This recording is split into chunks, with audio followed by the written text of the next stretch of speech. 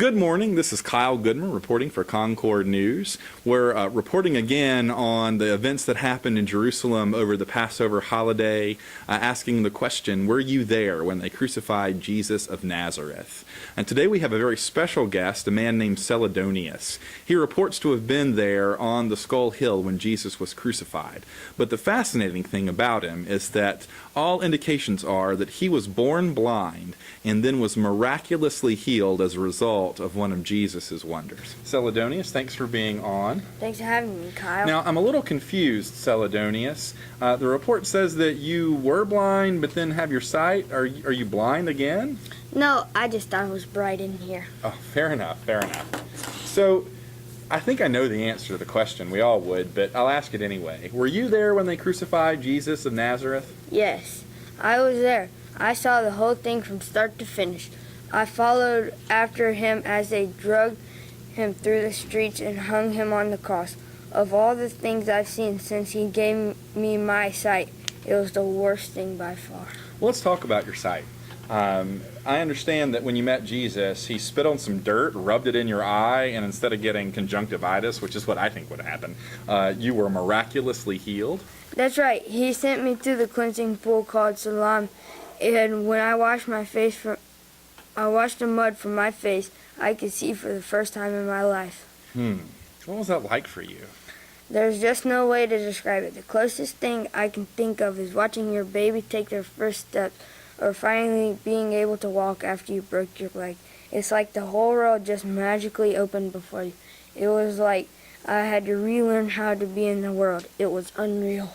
So I imagine that was an incredible celebration that you had when you came home and you could see for the first time, and all your neighbors, families, and friends. I'm sure it was a great party you had, right?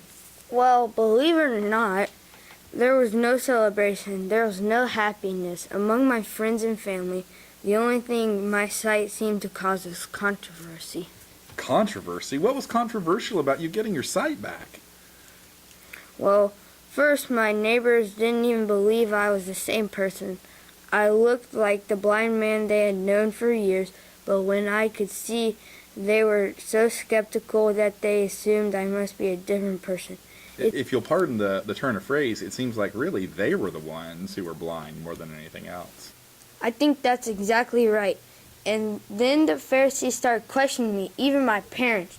They brought me in 2 times.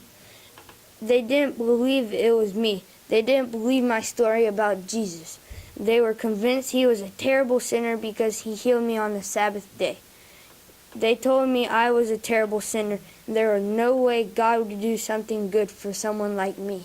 Now, where on earth would they get that kind of an idea, that you were a sinner? I mean, if anything, because you were blind, it seems like to me there'd be more sympathy, or at least there'd be fewer opportunities to sin. I mean, I know for me it's my eyes that are the things that tend to get me into trouble in the first place. The Pharisees have this idea that if I was cursed to be born blind, either I did something to deserve it or my parents did, and my condition was their punishment. I have never heard anything like that. That just makes no sense to me at all. Where would they get such an idea as that? Kyle, I've had plenty of time to think about this, and I'm convinced that everyone thinks like that. When we saw the misfortune or affliction of others, we all tried to justify in our minds by saying that they must have done something to deserve it.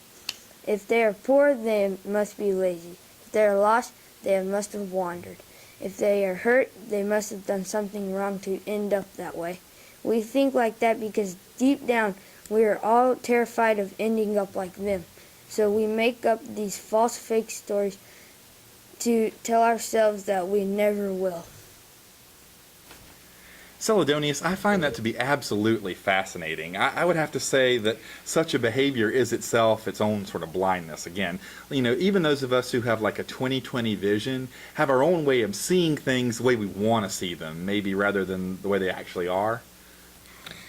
And in the end, that's exactly what Jesus told the Pharisees.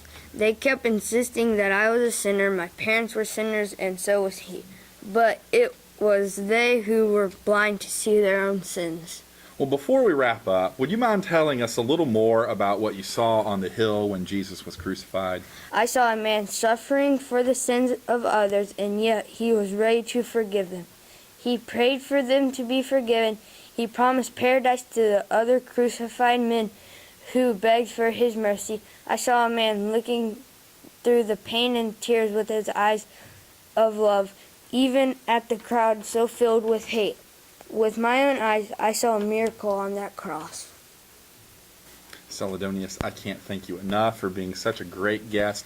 I've so enjoyed not only hearing the story about how you got your sight, but also the insight that you've brought to this whole exploration. Thank you so much.